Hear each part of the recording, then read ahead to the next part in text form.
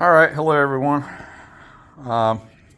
This is a video I'm going to make that you'd find elsewhere, but in case you're not looking elsewhere and you're looking at my channel, I don't want to be able to show you how to do this on my channel. So here I've got a second gen cam sensor, and on this particular type, if you want to test it, you can test it with the car off. I can't tell if mine is working properly or not.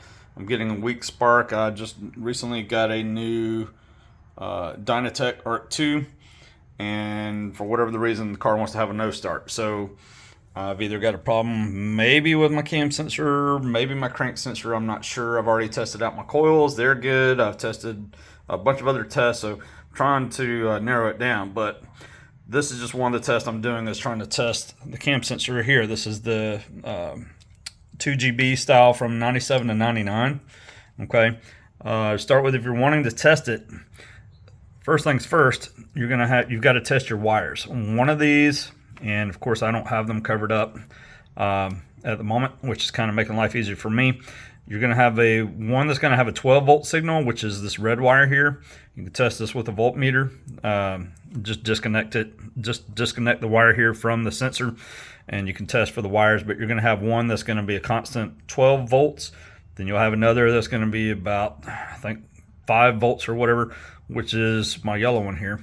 And then you have the other wire, which is going to be your ground wire, where basically you're going to have a constant 12 volt powering this sensor here, and then you're going to have a signal that goes as the blade in here that turns by the cam, as it comes by here, it's going to send a signal to go back to the ECU for that reading.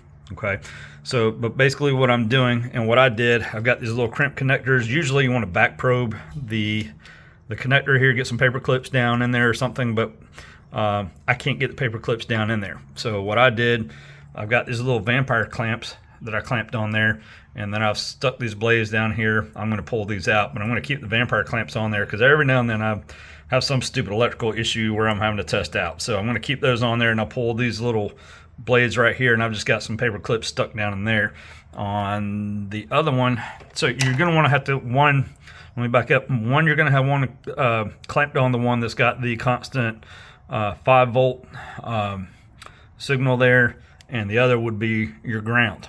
Okay, the 12 volt, you're not connecting to that.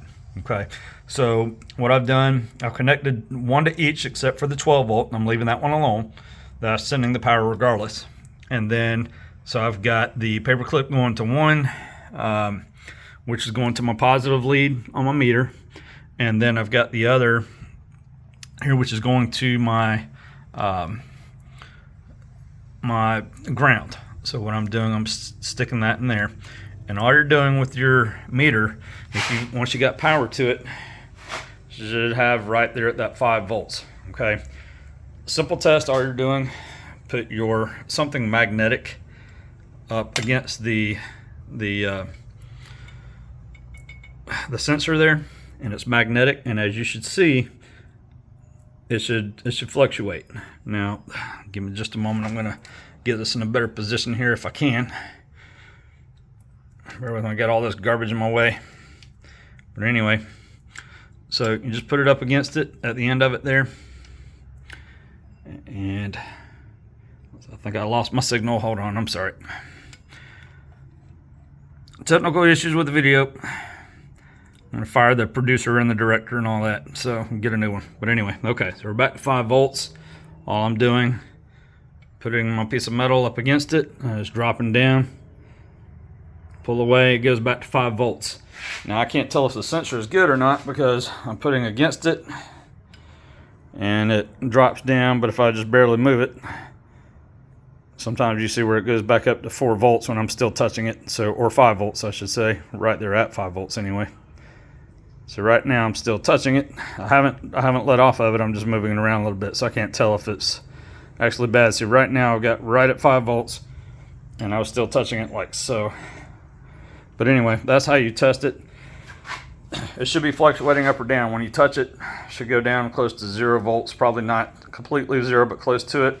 When you're off, it should be right at 5 volts. Okay, that's how you do it. And when the blade that's in the housing here is rotating, as that piece of metal goes past the magnet that's inside the sensor there, that's where it makes your voltage vary, and that's what sends the signal to the ECU. So anyway, I hope that makes life easier for you guys. Just wanted to send a quick one out there. Not everybody knows how to do that, and I want to thank the people who taught me that. But anyway, that's it. Y'all have a good one.